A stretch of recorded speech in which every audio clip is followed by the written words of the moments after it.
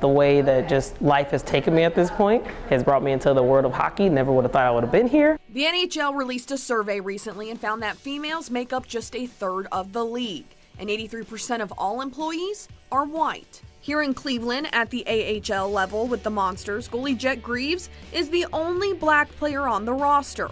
And Raven Payne, the senior community relations coordinator, never thought she would be in the hockey space. Hockey has never been really accessible. I lived on the east side of Cleveland. Even our closest rink that you can go to for the cheapest amount was on West 117th, so there was a big divide at that point. Payne describes her ability to be a role model and a visual representation in the game as remarkable and doesn't take it for granted. It definitely shaped and molded a lot of my thinking being in this space, and it honestly grew me a lot being within this hockey space, because you had to step out of your comfort zone at certain points. You had to be the only person of color in a space. You had to do these things, but I knew that I was fit for that purpose, and I take that challenge on every single day, and luckily I have a lot of allies and a lot of people that fight for me and with me. So how do you bridge the gap between the black community and the game of hockey?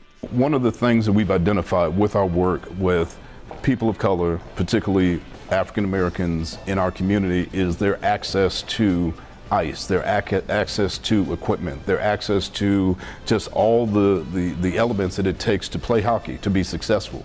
So what we have done is gone into our communities, and I'm talking about the black communities, to partner with ice rinks. In some cases, what we've done is provided grants through some of the schools. We have provided equipment, knowing that maybe playing on the ice isn't necessarily a natural. Bridging the gap begins with valuing the black experience, an area where Payne shines as an example for any human. What do you value? I value simple human kindness. I value compassion.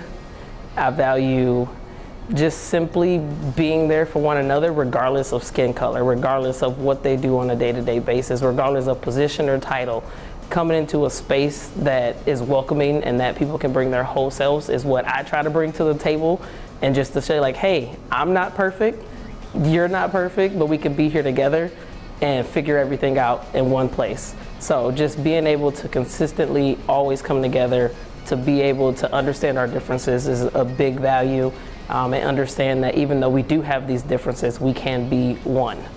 Bailey Burmaster, 19 News.